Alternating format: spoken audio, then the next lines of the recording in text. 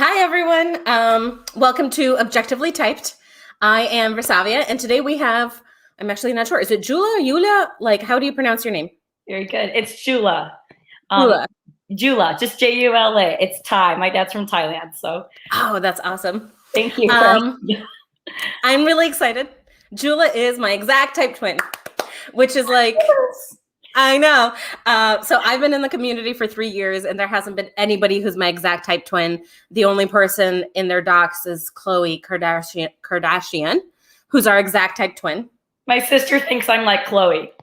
She's been saying that since they have started the Kardashians. She's like, oh my gosh, it's Jula. So yeah.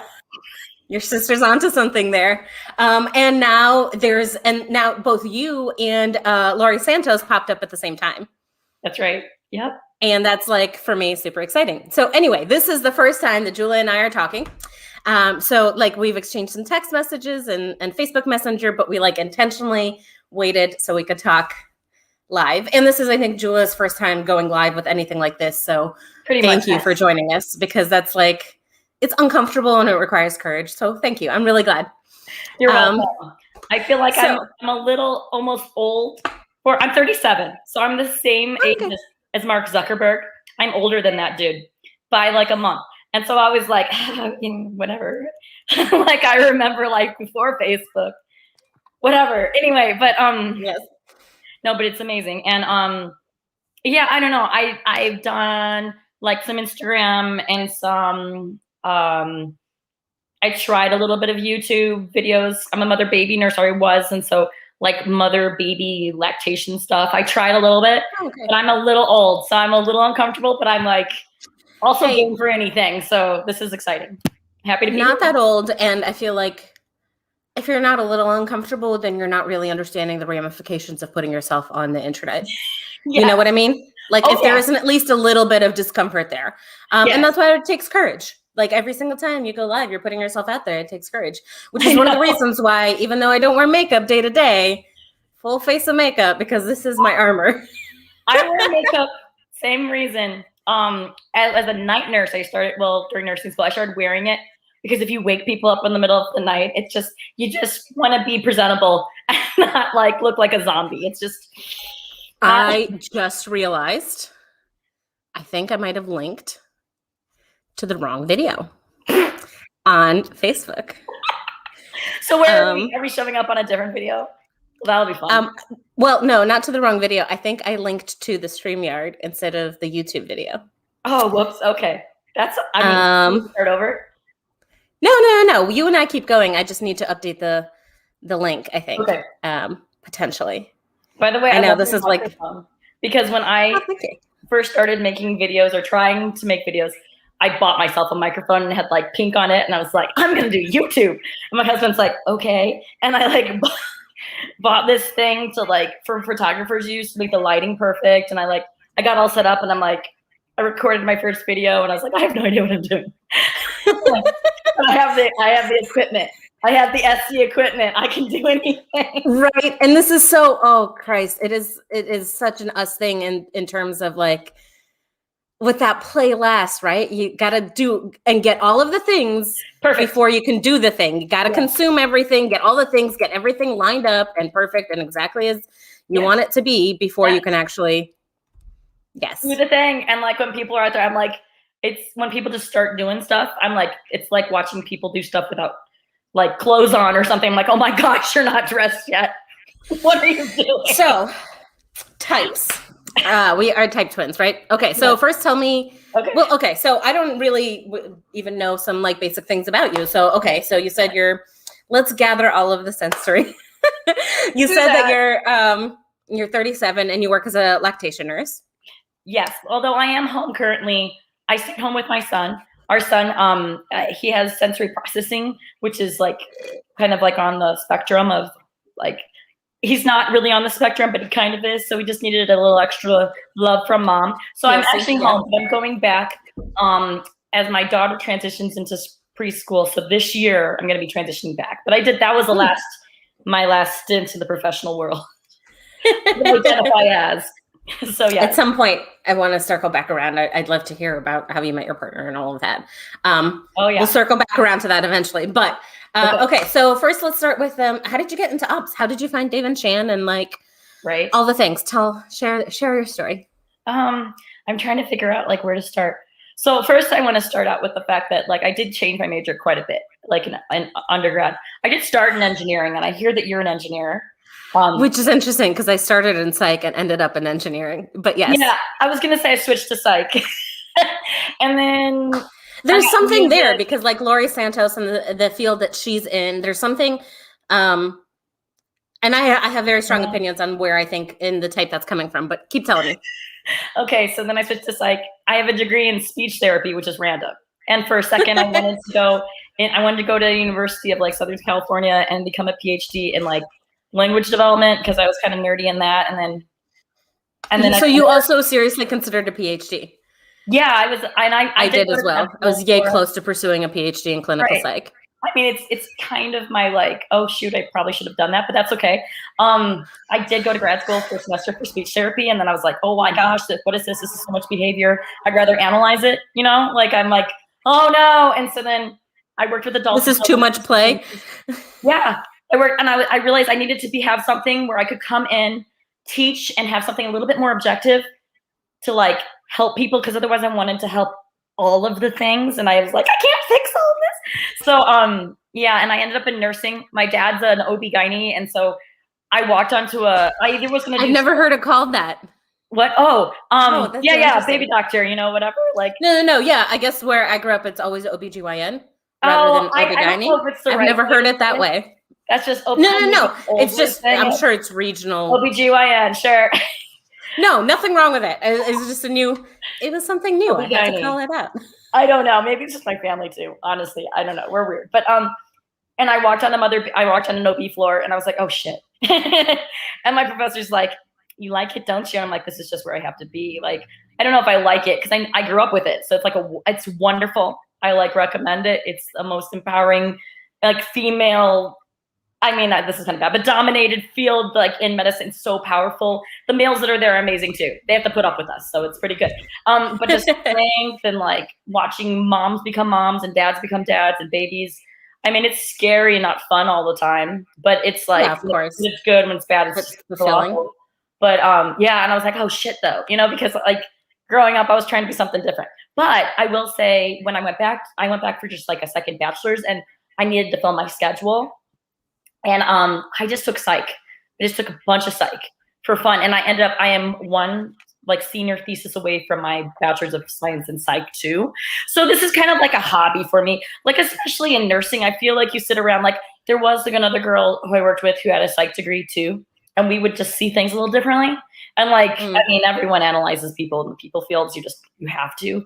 But psych gives you a different sort of why is this behavior happening, or where is this coming from, or like all the an evidence-based kind of like, not so much approach, but grounding. Yes, I guess exactly. Yeah. Like we know we're totally gonna be wrong, because people will like, one thing they'll definitely do is surprise you, like hands down. They'll always surprise you. Like oh my gosh, what just happened? But in my brain, it feels good to have something to kind of track or put the boxes in and be like, okay, just to deal, you know? So yes. I don't know how they came up on my thing. I honestly don't know how all of a sudden I started watching ops, but I've been watching, I like watch psych for fun. So they probably came up through that.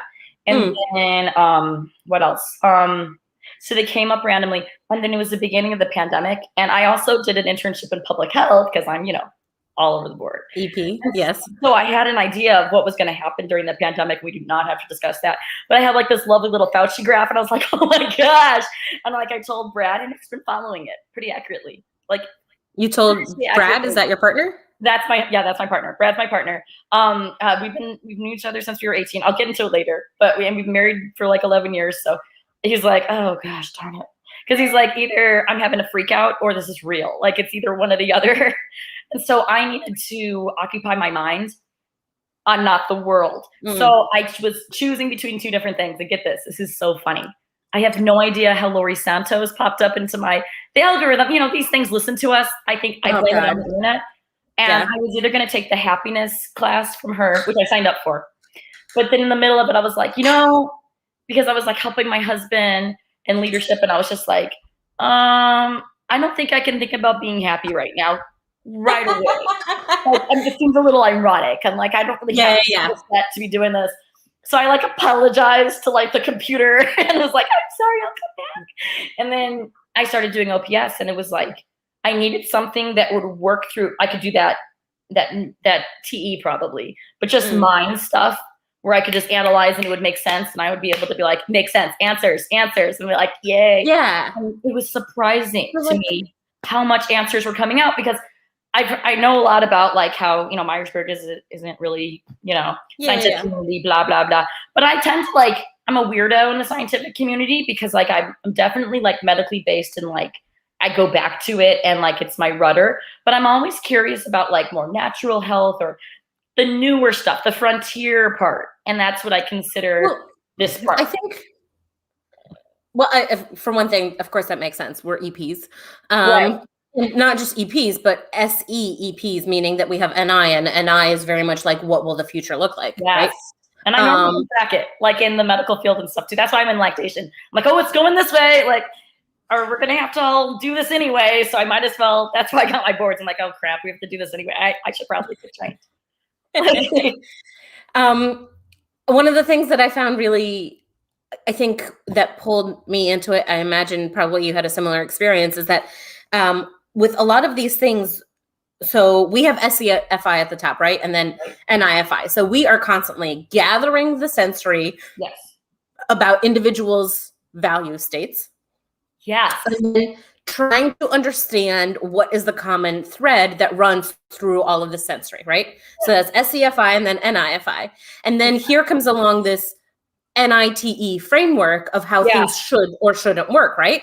Right. And so what we are constantly doing is like, oh, we have all of this stuff that we've gathered. Let's see if it tracks in this framework. Right. And in ops, it does, right?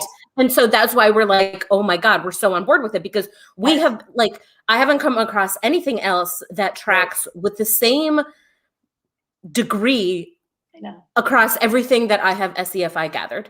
Right. And I've gathered a lot about how people work, and I am very aware of like people's behaviors, and like I can look at someone and have a pretty good idea of what emotional state they're in at the time, right? Yeah. And like that's what we do as SeFi and IFI. This is so disturbing. And then here's this framework. And it's like, holy shit, it works. And that's why I think ops right now, like if you look at, is the SI there? Is the SI there that proves that essentially SITE, is it there that proves that ops is scientifically sound? No, not at all. Mm-hmm. But based on everything I've SE gathered, if I was a betting person, I would say, yes, it will have some really fascinating scientific credibility at one point. Well, the NI is tracking because not only are they coming up with the same stuff again and again and again when they're together, and then when they're tracking different types. So that's like the first, oh my gosh, I found another one type of like, oh gosh, that pattern might be right. Since they have so many of the same types that like they can do that with, but also that other people are doing the same things and able to track it too. Like there's just a lot of signs that like that. And to me, I'm not the person that enjoys, even in like nursing and stuff, I don't love sitting there and coming up with the little SITI stuff for everything. I'm like, oh my God, no. I will go around and ask all the other nurses, like I'm all constantly absorbing those pills. And then kind of averaging them out. So I guess that is TE, and figuring out, because they'll tell you like 5 different ways to do an IV. You're like, oh my gosh, it can't be just this way or that way. It has to be somewhere in between this. And so then kind of figuring out with what I've seen, then I like come up with what's right.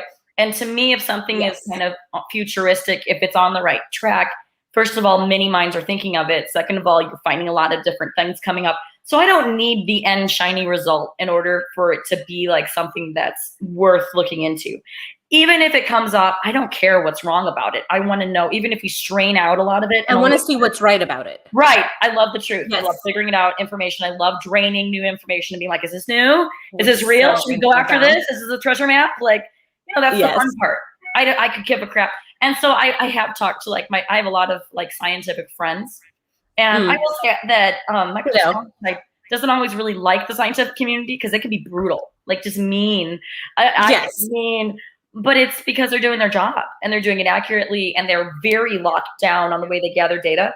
So I have lectured Dave and Shan a couple of times. I'm like, listen, this is my TI. Like, I don't have this, but this is how you're going to get beat up for your data.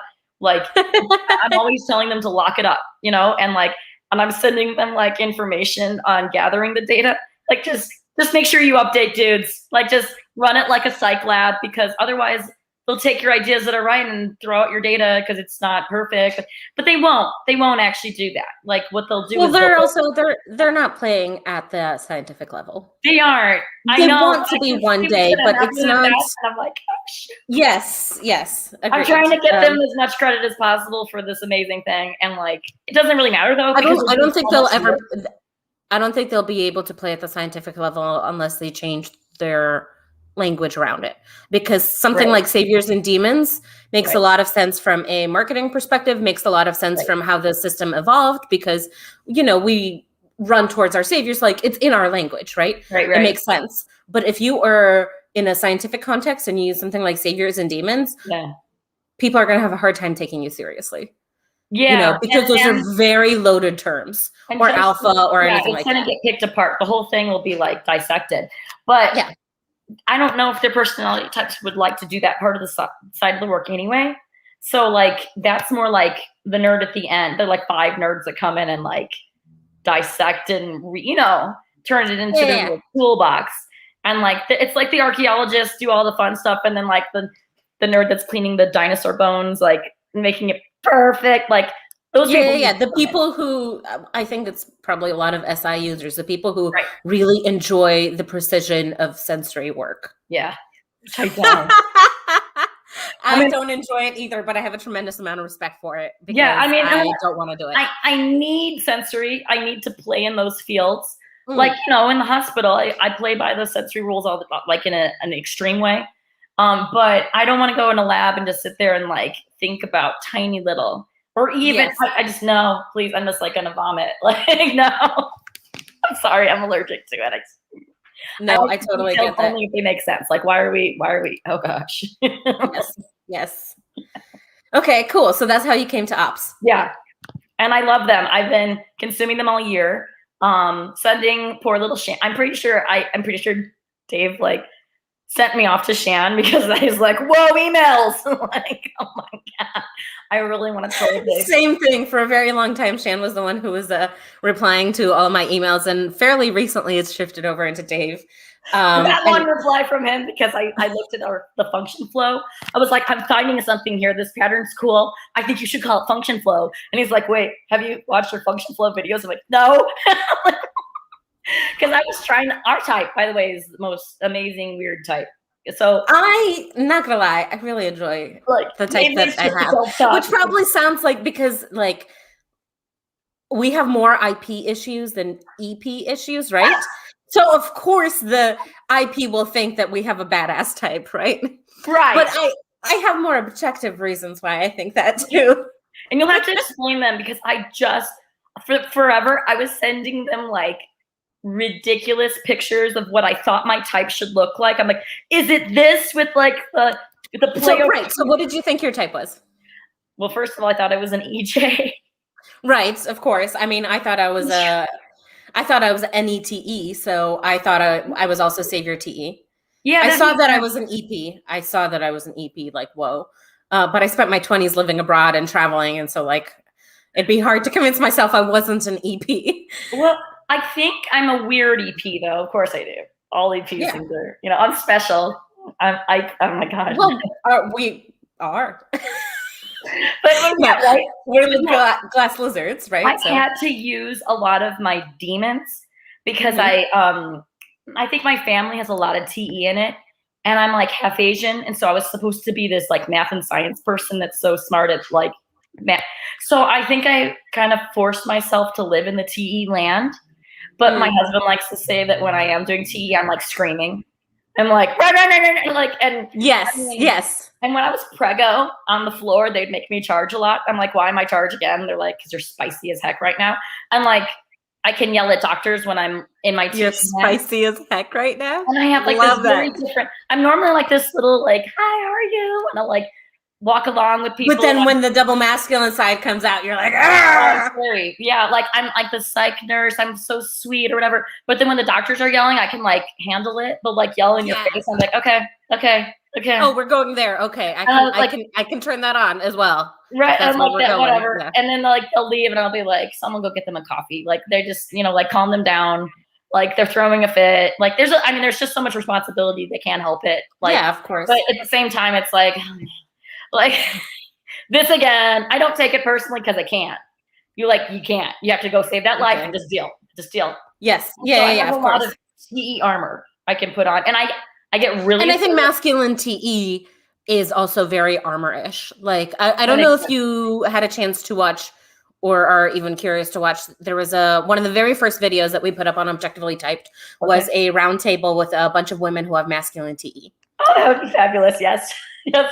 So that was one of the things that came up a lot is the way that, so I think I was the only one on that call who had it as a demon, rather a savior. Yeah. But we all wear it as an armor of sorts. Yes. And I actually think that regardless of whether you have masculine DE or feminine DE, both of them are, what's the word? Aggressive. Self-protection mechanisms for DI. Oh, yeah. So like, if you have feminine and FI, right, as we do, it's such a like fragile little thing. So it needs to be completely protected by this like big double masculine, kind of thing.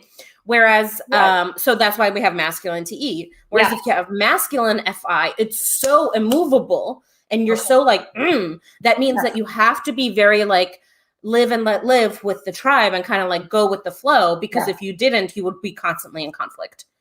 You know what I mean? So I think both of them are self-protection mechanisms for DIs. They are. I have two quick examples. Pull me back if I just talk because I will. No, go for it. Well, at the beginning of this pandemic, I found my answer, knew my science, and I'm helping my husband figure out things. And so everyone we dealt with, I'm like, nope, this is where I am. This is where I'm hunkering down with our kids. And I'm like, I suggest that you hop in. But if you don't want to, because he's an IP and has to kind of come to his own conclusions. And so when he got there. Do you know his type? Has he been typed? He has not, but okay, this is your guess. I'm pretty sure he's the same as Chris Evans. Doesn't look like Chris Evans, in not a bad way. He's nerdier. Either that or he's an IJ. I think because I'm an EP, I pulled him into IJ land because he has to control things. He's like, oh shit. We'll circle back around to that. I'm sorry. Oh no, yeah, of course. Yeah, that's not a problem. Oh my God. But he has to just make sure that things aren't gonna go completely sideways, or because I'll go on adventures and part of me, when I was younger, I thought I was an ENFP because I'm very all over the place. I can be. When I was in Myers-Briggs land, I was very ENFP. Yeah, it's it was the weird one, right? And the fun, whoa, well, it was also very much the stereotypical ADHD-ness of ENFPs kind of thing. Yes. And even with our play last, we still have very much because we still have that very strongly, because ultimately wherever in the same way that IJs have their IJ box, we have our FI box. So wherever our FI is pointing, we're in that direction super aggressively. Yeah. And being on the receiving end of that, some people love it, some people hate it, you know, but if something is in RFI, then all of our focus is on it in the same way that IJs do. Yeah. Right. And so, OPS is definitely, it's the only thing I'm consuming right now. I'm just yes, I'm very familiar with that. Right. And so, and I will say that I know a large amount of INTJs, female and male throughout I don't know. I feel I have 7 of them who I can call. I don't hang out with them a lot, but I can email or call and be oh my gosh, I need help. And they're okay, you can hide in here. Basically I go find their box and I go, help. And they're okay, I've controlled this and I've controlled that. Even if I know they're wrong, sometimes it's just nice to sort of bunker down and be okay, I'm just going to hide in there. Yeah, of course. I trust them to be able to look out there and not get emotional about it. they're like, "Oh, I see this, I see that. Okay, you can go back out." You know, like I don't know if that makes any sense, but they're grounding, and so is they're grounding for my thinking. But IPs, like my husband, is grounding for my emotions. Like I think that IPs have a higher tolerance for us than I think IJs get us, but I think we're annoying.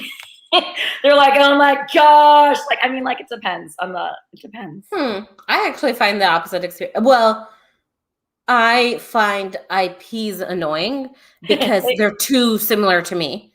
It's kind of like, hey, if someone's going to be selfish here, it's going to be me. There's no room for you to be selfish, right? That kind of dynamic. Because where are you in like, that's not just what? Where are you in your sibling order in your family?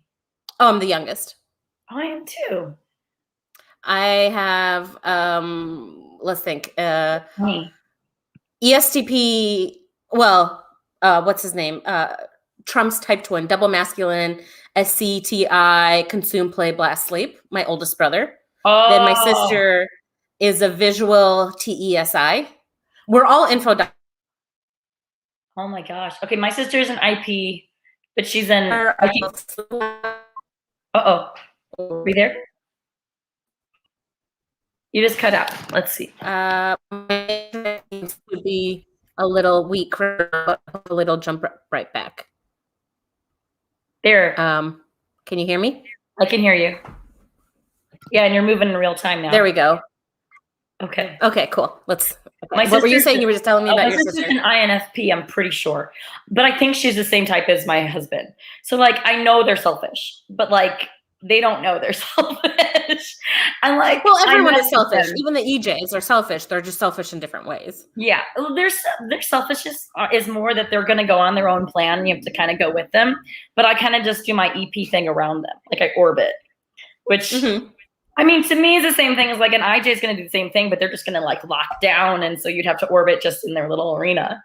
Like I think of that as any type of the controlling types. I'm like, why are you doing that? Like, but I mean, I can be really dominant, and like, I'm definitely not follow the crowd type of person, but I don't understand why they're trying to control it. Although I do get it from the fear of like when things are going down, I'm like, oh gosh, control, like let's just get into our box.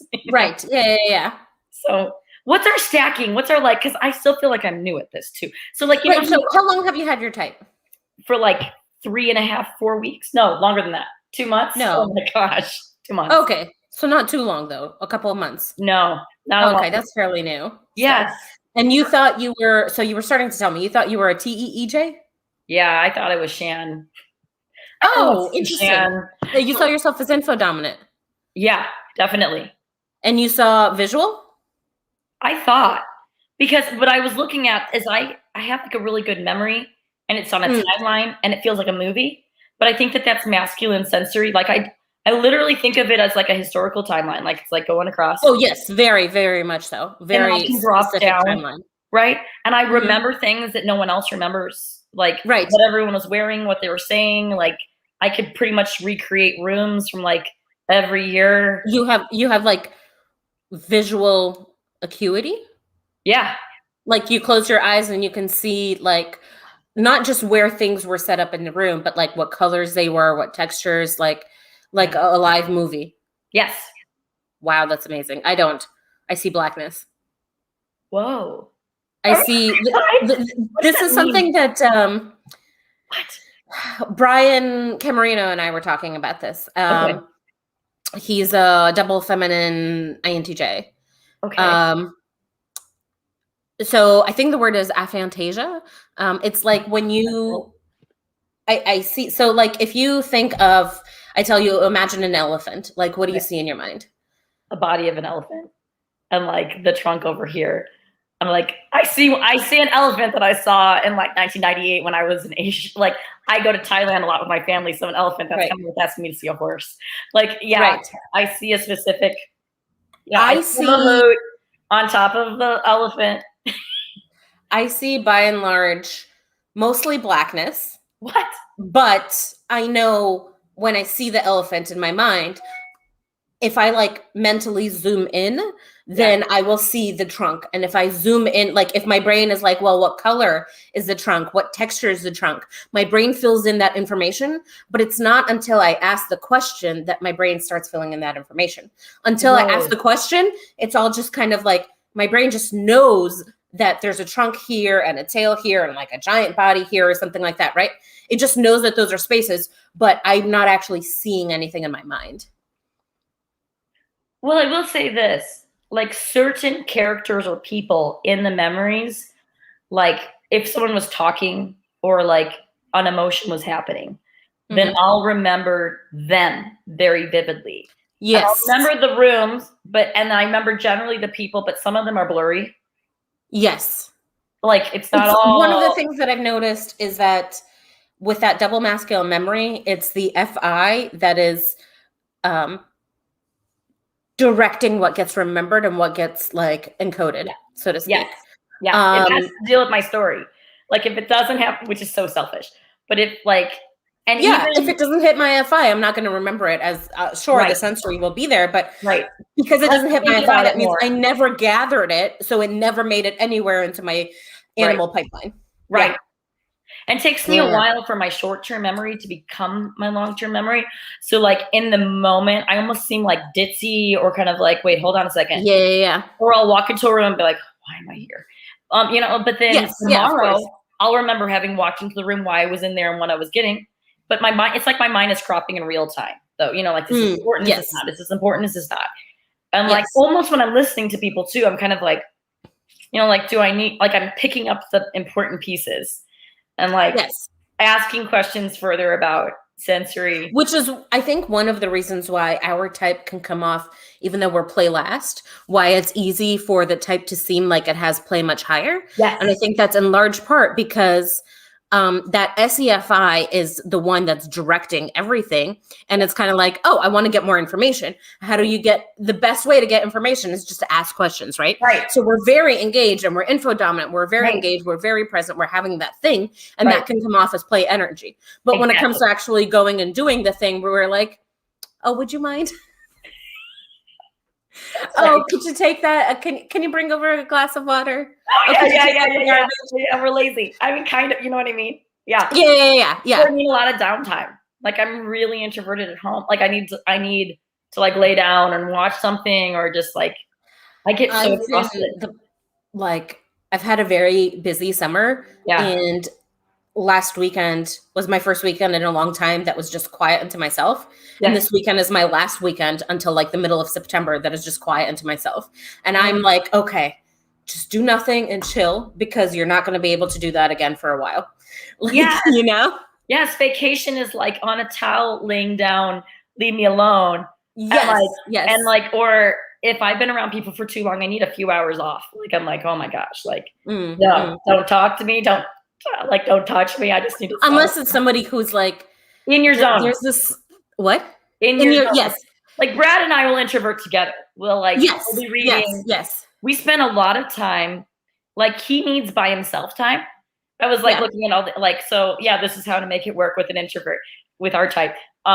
He comes home, he goes like he always has to go exercise or run or something, and then like we work really well together with like our roles of what we do with the kids and everything, and then I know he needs like an hour to like read, and then I'll pull him back. He'll engage with the kids, and then we'll we kind of take turns.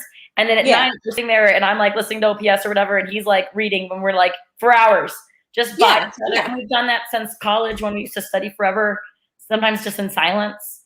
But like that's the most comfortable thing is that like when you are with someone, but like when of and wait, you're coming in and out. Hello, Bueller. Oh, there you are. Okay. Bueller. This is what I get for paying. Bueller, can you hear me? Bueller. Fuck AT&T. That's one of my jokes. What? Did you just say Bueller? Yes, like Bueller. Bueller. Yeah. I love that movie.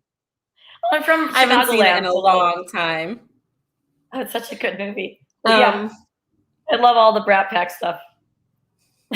I forgot what we were talking about before the internet went out. Oh, being comfortable with each other, like in that space. Oh yeah. So like my favorite thing in the world is when you have a dynamic with someone where you can go get lost in the information. Yeah. And like go and exchange ideas and all of stuff. Right. Oh man, Bueller again. I don't know if you can. Yeah, little Bueller. Really like, yeah, that kind of enjoyable way. And then you just like go and do your own thing, whatever. Right. And then as the thought pops up, you talk like that kind of like back and forth, and it's just so comfortable, right? Yes. And with people like that, they're not draining to me in any way. If anything, those people and those interactions are very energizing, and they're like the moments I live for in life. You know what I mean? Right. And there are not too many relationships that I have that kind of dynamic with, but the people that I do, it's amazing. And I will say the people that I do have that kind of dynamic with are almost always blast, play, consume, sleep. Like my sister, my best friend, some of my closest friends out here, most people I'm attracted to, they're in some capacity, like maybe in different quadras, but they're blast, play, consume, sleep. Because we're both info dominant. Yeah, I'm trying to process but they have the blast to my consume. Yeah. And so they can explain it. What? They can like explain and blast what you're consuming. They can like teach it or like just say it in very. I love people with blast higher that can like explain things in a like cha-chunk, you know what I mean? Like it's succinct. Yes, and it's blasting. It's not only that. It's because we can do that too, right? Like we're not blast last. No. Like, there's a very sharp difference between us and the blast last version of us. Right. Like there are other people in the community who are the play blast rather than blast play, right? And our types, right? But there's quite a bit of a difference there, and in large part that's because we do have that blast activated, and we are very like info dominant. We're concerned about the information. When we think about things, like information is the answer to everything. I know. Like if there's any kind of problem happening, it's miscommunication. Let me check the data. I don't have enough information yet. Yeah. Yeah, exactly. So there's that aspect of like, so obviously get more in the zone with people who are also info doms, right? So that means they have to have either play last or sleep last. That makes sense. But then the other aspect of it is that like that sleep last versus play last is like, what do our brains spend more time thinking about? So I spend a lot of my time thinking about SFNF stuff, right? And then depending, so for example, my sister, she's an SD blaster. Okay. She spends a lot of time, and then she's NT play, right? So she spends a lot of time in ST and NT. Right. So when we have conversations and we have info dominant conversations, right? She's bringing the ST and the NT. I'm bringing the SF and the NF. Yeah. And we end up having these really dynamic, interesting conversations about info dominant conversations about differing perspectives on the same topic. Yeah. And those are the conversations where like time disappears, and it's just amazing spending time with people like that. Yeah. Oh my gosh. When I find people who know the NT or the ST of what I'm trying to consume, and they, it's like magic, because I mean, to me, it's beautiful. I'm looking at the stars, and they're like, oh, it's a constellation. And they just, and I'm like, yeah, exactly. And the other thing is that like, they have the same reaction to our SFNF and to our sleep, or the things that we have consumed that they have not consumed because they're blasting. And they end up consuming things through blast play, which is interacting with another human rather than sitting back and observing, right? So they end up consuming on like the extroverted side of the scale. What? Are they IJs on the extroverted side of the like IP land? So if it's somebody who's savior blast, that means they're IJs or EJs. Okay, yeah. Because they have to have OI and DE. Yeah, that they're like our sibling type, I feel like. Or not, or like our opposite type. Or they're probably not our siblings. I don't know. They just make sense. I don't know if they are. But yes. And I know when I find them, because like it feels like you're meeting someone you already know. And like, I mean, I'll have that also with very, very introverted IJs, but like, because they're thinking so much about something that I'm like picking up, but like, they'll be like, oh, I'm learning this. They're like, whoa. You can hear me now. Can you hear me? Has completely cracked out. Oh no. Fuck you, AT&T. Why? Oh gosh, is that what it is? I really need to switch my internet provider. Oh, it's okay. It's okay. Bueller? They'll get the gist. They'll get the gist. Bueller? Bueller. Bueller. Oh gosh, I hate that. Ferris Bueller. Oh my God, I used to hate that dude when I was like younger. What's his name? Bueller. Bueller. Yeah, what is that actor's name? He was also on some kind of like MTV. Dude. He was over everything. Yes. I know, right? I had like an aggressive reaction. I keep seeing him in this like wooden telephone booth on some MTV show. I don't remember what it was. Do you remember? I miss MTV. How old are you? Wait, how old are you? I'm 34. So we're only a couple years apart. You're just right behind me. Mm-hmm. You're that I relate to you. That's yes. You watched MTV? Oh yeah. Back in the days. TRL. Hello. Yes. Total. Yeah, and back when TRL would actually would actually play music videos. Right. Yeah, Carson Daly. I remember that. Okay. I watched a lot of like throwback to the 90s. Real World and Original Real World. Original. Well, yes. Like New York. Like way back. Hawaii. Yeah. Hawaii was crazy. It was good, but those people, oh my God. I know. Yes, they were. Anyway, I wanted to like do therapy and medicate them a little bit because they're so unhinged. But that was a really good one though. Seattle was like my favorite. Trying to remember, they're all kind of a blur. They kind of become the same thing. Yes, they do. Yeah, they really do.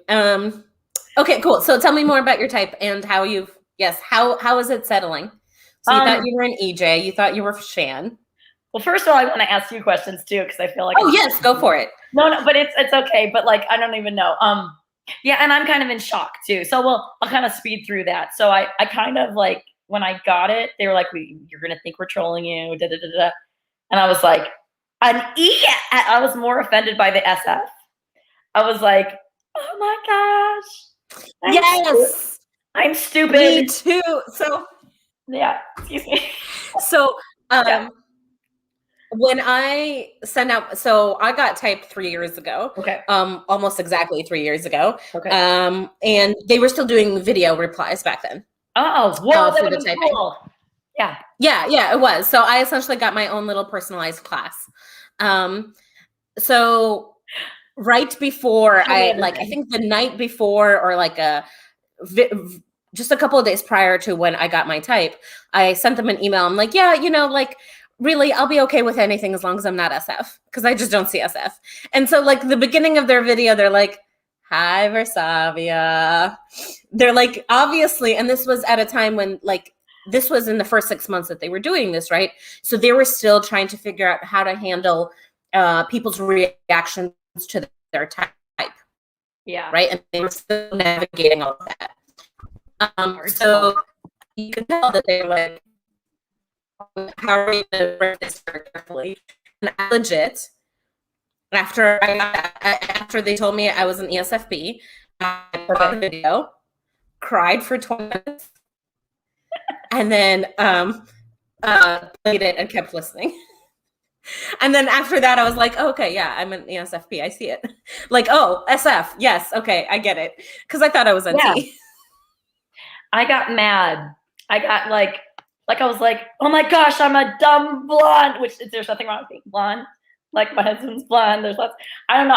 But I was like, oh no.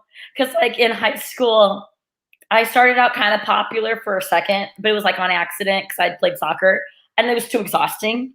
So I like slowly started backing into the corner with my more nerdier friends. Like, I can't do this. And so I was like, I'm a nerd. I'm so cool. Like, I mean, and my whole life journey has been about like trying to be as smart as the other Asian nerds. And I'm not at all. I'm smart, but I'm not like nerd. Like, I think that's one of the big differences in like what makes us SF is that we're not secure in our NT. Right? We are striving to be smart. Whereas the people that I know who are Savior NT, they're like, I don't have any insecurity about being smart. I have insecurity around whether or not I'm cool. Exactly. Right? And that's not to say I don't have insecurity around this concept of coolness. Like this drove me when I was like in my preteen years a lot is like trying to be cool and all of that.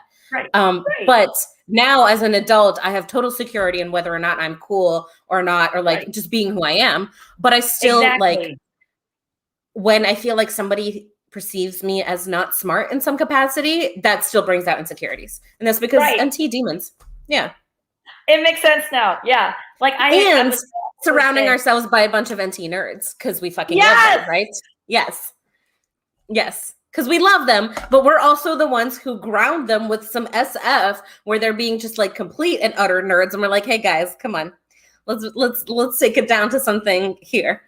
Yeah. Oh gosh. And that's why they love us. This is so scary. Yes.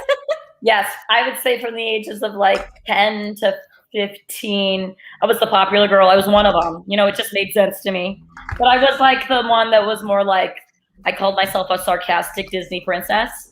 Because like people are like, oh, you're so cute. I'm like, oh, you don't know who I am. And I could like blast, like be like Sassy McSasserson. I was sassy. But and I just got the cool kid like game. But I also was like, this is so dumb. You know, like this is because it's just a lot of work. A lot of work. And there's a very interesting dynamic between SF Consume and SF Blast. Interesting. Because like actually, I find this to be an interesting dynamic in between Consume and Blast of the same letters anywhere. Okay. Because so like for myself, I probably have the most friction with SF Blasters. Yeah. And one of the reasons is because where they are trying to narrow down the sensory, and I'm like, nah, dude, let me collect all the sensory. Don't tell me what to do. Right. And then there's the flip side tension of the FEFI where they're like, hey, this is how everyone is feeling. I'm like, no, this is not how I'm feeling. Don't tell me what to say, what to feel. Yeah. Right.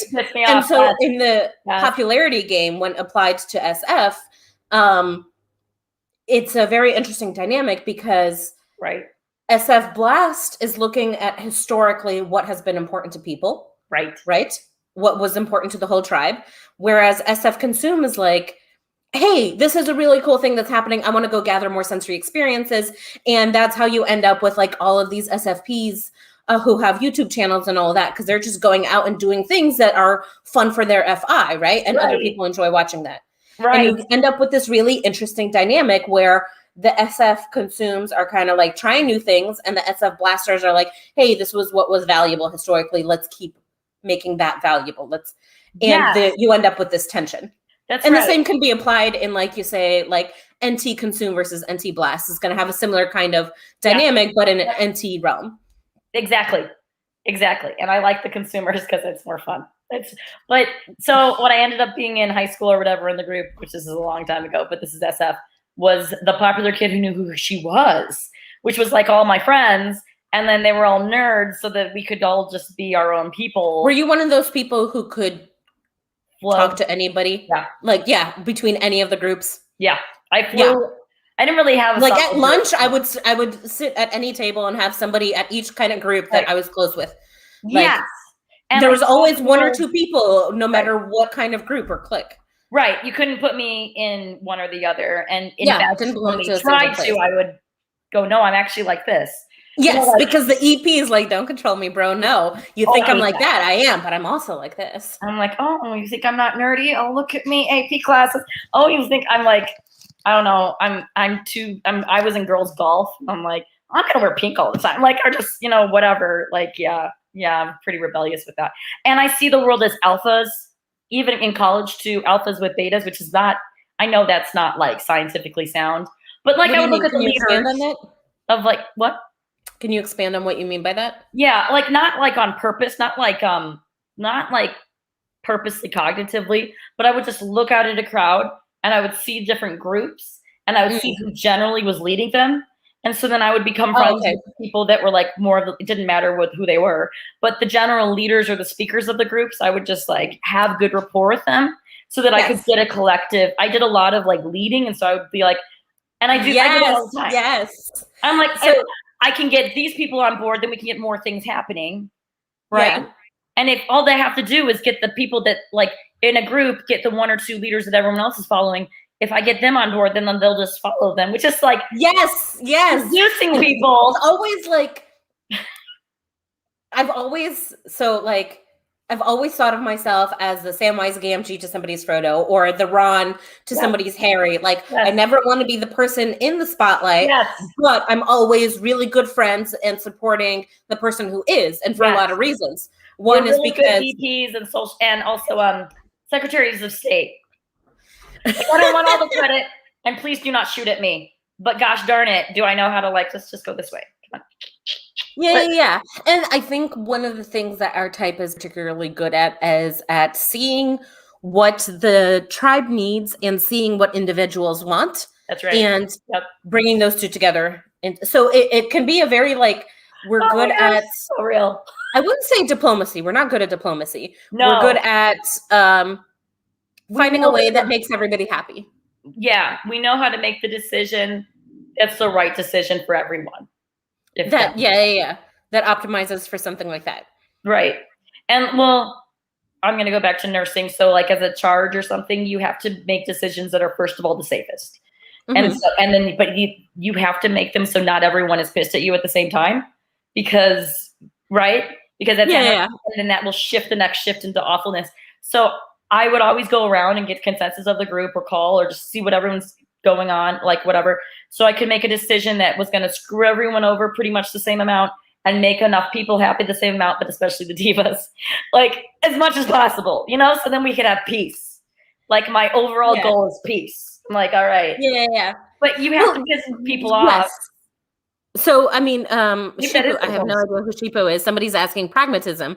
And I would actually say it's not quite pragmatism, because I think pragmatism is a very TE thing. Right. And I think there's an element of that, but it's not just, will this work for everyone? It's also knowing what every person FI wants.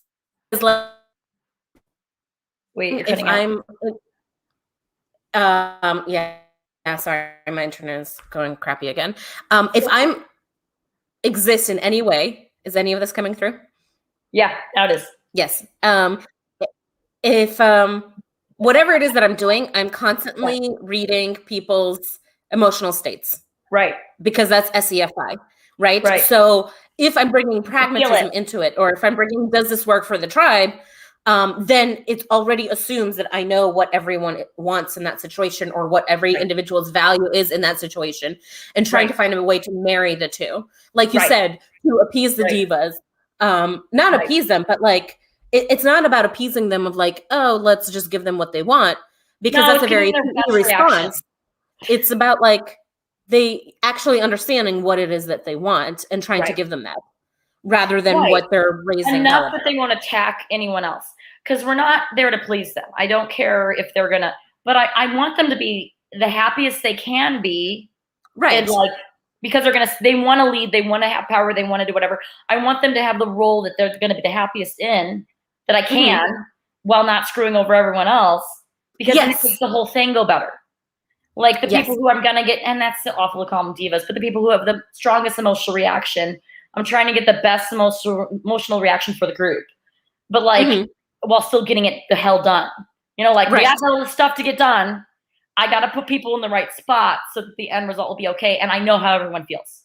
Like, because you can read them, you look at their faces. And I think the difference between us and an IJ, because I think IJs think similarly, but they don't always give a shit if someone's pissed at them. They're just like, we're just going to do this. And they move on.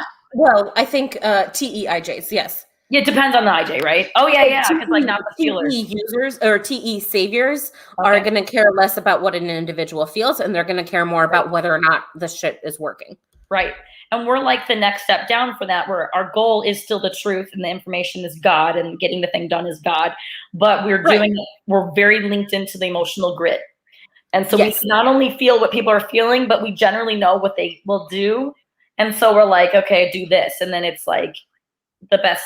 It's like we're really good team captains. We're really good coaches. Yes. We're really, like kind of teachers or professors, because we just kind of can see it and be like, all right, because we understand that people are gonna like have different emotional reactions to anything, but it's like getting the average of everything to be not perfect, but just like functioning.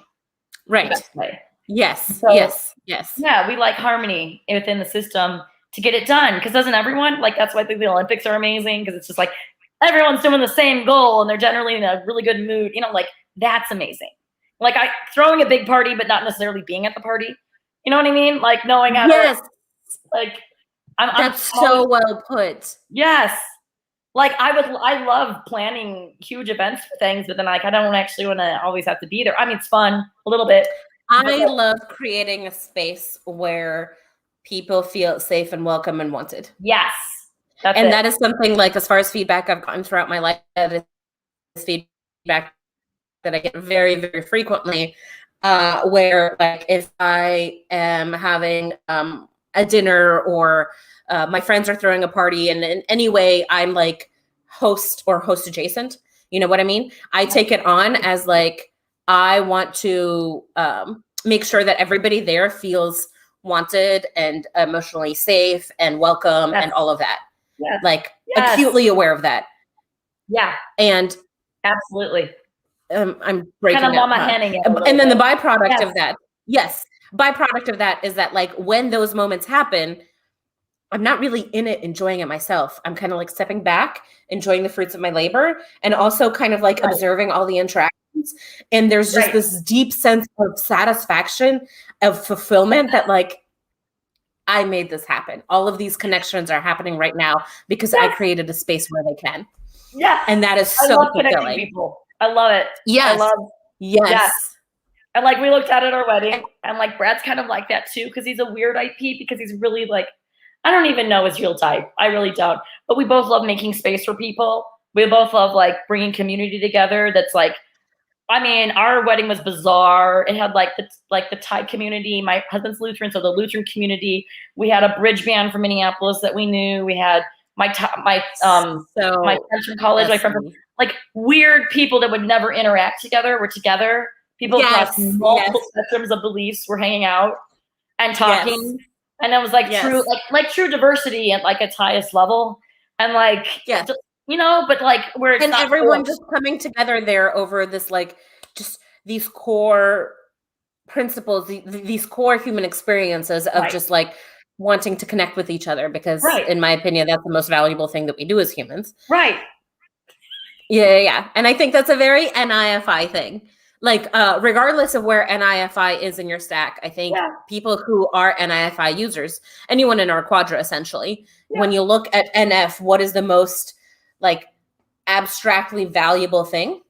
And what is the core thread that, like, when you go deep on, sorry, that would be my alarm going off. When you look at what is the most, like, when you dig deep on NF, what do you find? You find, like, okay, so where is the abstract meaning? Yeah. And if you look at everything, the core thread that runs through all of that is human connection. In terms of abstract meaning. So you're going to find people who are in our quadra who are utterly fascinated with that, which is why, for example, Laurie Santos, happiness researcher, right? Which is why you and I, psych is a fascinating subject for us, which is why Dave and Shan are in our quadra, because, and it's all human behavior. In the same way that, like, somebody who has ST sleep, they're going to go deep on the ST shit. Right. So they are going to go deep. I bet you. And I actually think Dave and Shan did a video on this once. If you look at some of the smartest or more like most ST contributions in like Nobel Prizes or something like that, a lot of them have ST sleep somewhere because they go deep on what works. Right. They go deep on what works versus people who are like, NF, we go deep on why is this important. I have so much meaning in my life. Sometimes it's like up to my ears. Like, I mean, like, I don't know. Yes. Like, I mean, like, even for instance, like with our son or whatever, with like his struggles, it's all about, it's about finding the information for me because I'm trying to figure out what's going on. But it's also about creating this environment that he feels accepted, and like, how can other people be accepted too? And like, you know, and I did AmeriCorps, so I'm very like, save the world. I'm kind of like, you know, like get people to, I can go across multiple, like, so not surprised you did AmeriCorps. I was seriously considering either AmeriCorps or Peace Corps for a while, especially in my early 20s. Yeah. I mean, it's just that community driven stuff. Like it comes really well, naturally. also like new experiences, right? Oh gosh. So like I spent my 20s living abroad working as an ESL teacher because I wanted to gather all the things. I wanted to see the world and new SC everywhere. Yes. I love traveling. I love going to other cultures and countries and just bouncing around. And all I have to know is bathroom, no, and the police number, and then I'm fine.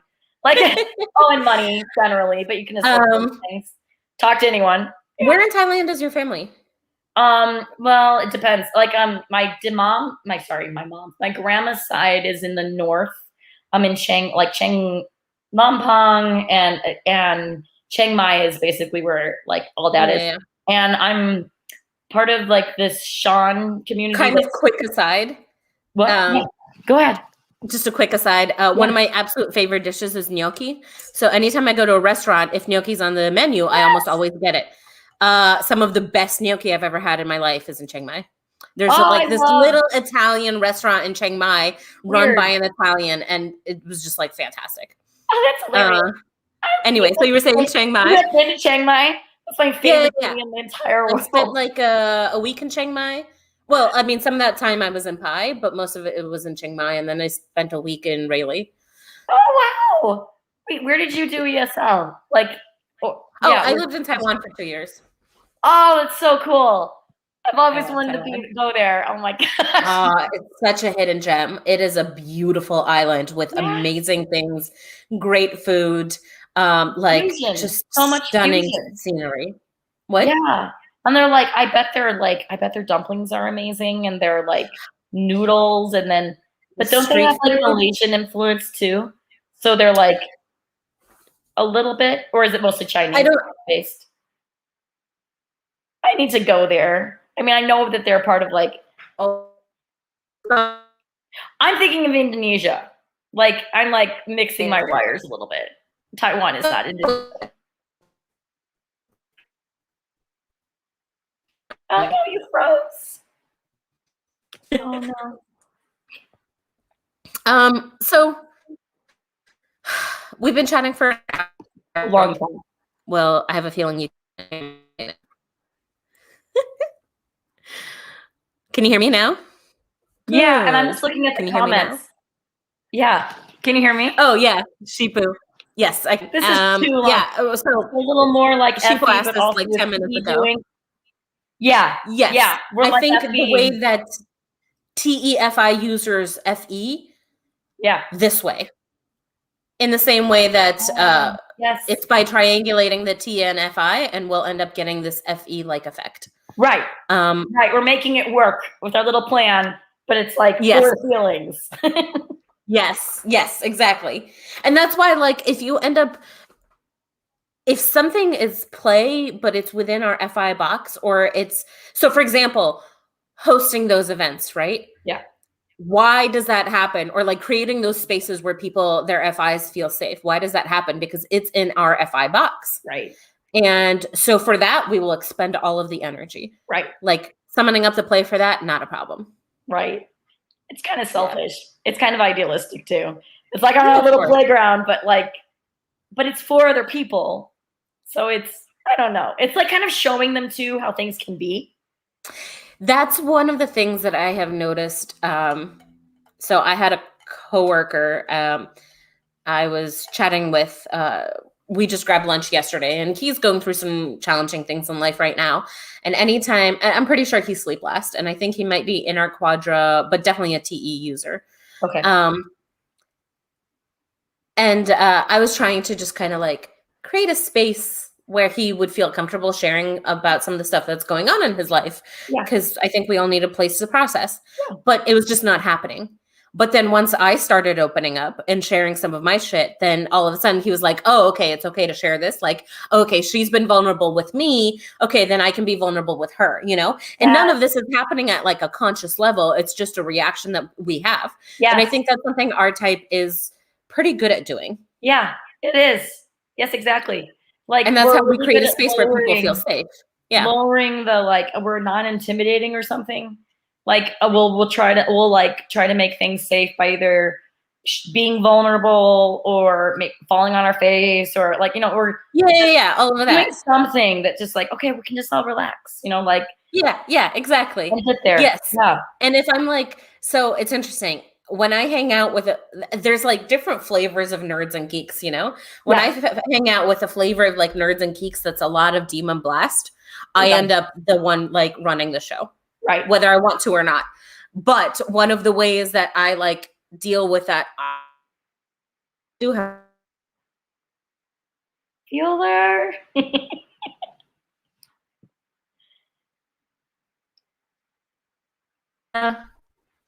we should wind this down because my internet is being such a shithead right now.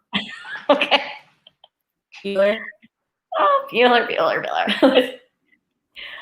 Virsaviya, I feel like this has been amazing. Yes, thank you. Yes, it has. I'm sorry, that's my play. That's just ridiculous. Can you do that? Yeah. We're mopes that can't play. It's ridiculous. I'm like, oh my gosh, I got most overly energetic in high school. There's no way I'm a mope. But like, but yes, I think. Oh, go ahead.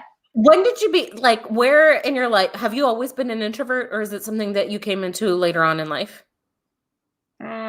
So I think I've always been an ambivert because in high school I was either hiding in the library studying, or I was bouncing around the halls talking to people. So like, I've always kind of done both. But as I'm getting older, I'm becoming much more introverted. Like, but if you told people when I was younger that I was an introvert, they'd be like, no. So that was when I got my type from Dave and Shan, seeing the play last and that I'm supposed to be a mope. I'm like, have you met me? Yes. Like, no, that's not what is happening here. And a lot of people, and it's still feedback that I get every now and then, is like, I just don't see how your play lasts, because we talk a lot. I know. And I think a big part of that is that, like, either I want to go in new experiences and that SeFi at the top, and like, just because we're play last, that just means we don't want to do shit, but we still want to experience shit because we do have SeFi at the top. Well, and I think that can be that ambiverted energy. And the sleep, I think, is what brings down some of that more towards introversion. Right. Like, we're very playful with the stuff that we want to do when we are collecting, but the stuff that's TE and it's work. I'm like, you go do that. Like, I mean, we'll do it, but like, I want to make sure that I'm on board with why. I'm not, I'm like, I need to make sure, because I'm worried that I won't have the right amount of information too. So I get really nervous. I'm like, I'm not going to build this thing or do this thing unless I really understand it and like put my stamp on it. Like, do you, how were you with homework? Oh, weird. Like, I was a procrastinator, but like, still am. Yeah. Like, I can't, I have to have a fire underneath my butt. And then I overstudied a lot, and I was really like particular, but I'm not like I don't know, like I would be missing things or whatever, not following directions always. It's weird. Like, the way that I've always been as a student is beginning of the semester.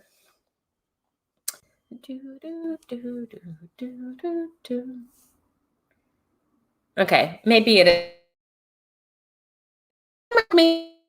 is your internet. Maybe not. Oh, maybe it is mine. I'm just going to keep talking. Wow, this is really not working out, huh? Okay. Well, fuck you, AT&T. I wonder how many of the times that I've said fuck you and AT&T, it's actually made it. I'm still here. Are you still there? Bueller? Ferris Bueller?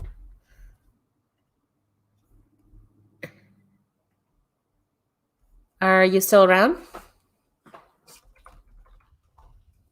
Okay, well, so I don't know. Maybe she's the one who her internet dropped off.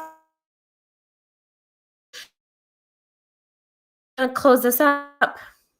Yep, she just dropped off the call. Not sure what's going on, but I'm gonna close this up. So if you are still watching this, I hope you enjoyed it. I would love to hear any feedback that you have or any questions. If you would like to see us chat again, because I'm pretty sure that Jula and I will be doing this together for I'm hoping this is the beginning of beautiful friendship. Anyway, I hope you all have a lovely weekend, and I am sending you all lots of love. Bye.